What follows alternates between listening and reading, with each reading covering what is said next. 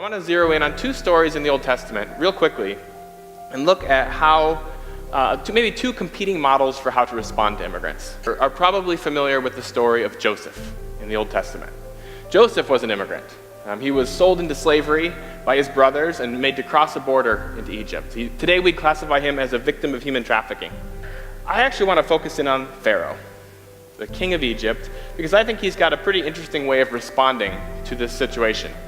The response of Pharaoh is to see an opportunity and to respond with hospitality. A few chapters later, when Joseph's brothers arrive, Pharaoh's response is to say, here's the very best of the land. But if you flip just a few pages in the scripture, you get to another Pharaoh in the beginning of Exodus. And it says this Pharaoh did not know Joseph. First of all, he's got this demographic problem. He says there's just too many of these people. Joseph and his brothers' children and their children and their children, there's a bunch of these people now. And he's got a national security problem. He says, look, these people are going to come and fight against us. And what happens then? We can't sustain this. Pharaoh doesn't want to deport all the Israelites because he actually relies upon their labor. He needs them working, building the cities of Egypt.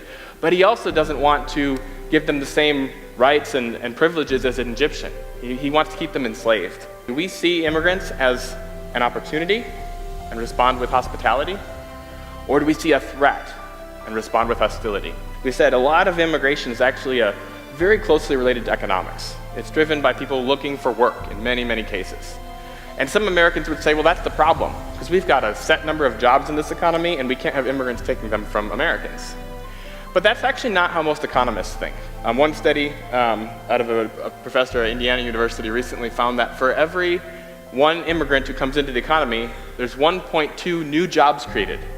And that's for a couple of reasons, both because immigrants tend to do work that complements the work that most Americans want to do or are skilled to do. Also because immigrants add to the pool of jobs by consuming things in the US economy. In fact, not only is immigration across the board a pretty good thing economically, according to most economists, fully 96% of economists say that illegal immigration in particular has had a positive impact on the US economy.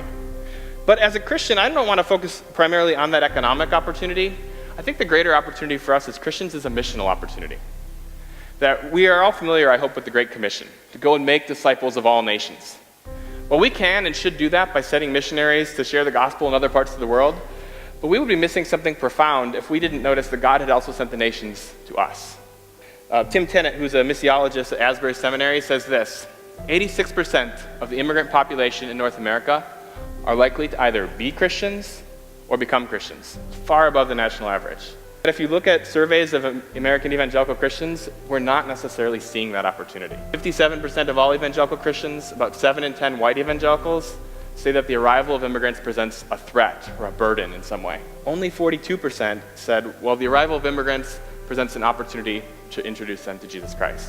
Now, I think we're probably making a mistake if we think this is a threat, but I know it's a mistake if we don't see the opportunity. And I think often the problem is that our minds have a hard time seeing the opportunity in front of us if we fixated on what we've misperceived to be a threat.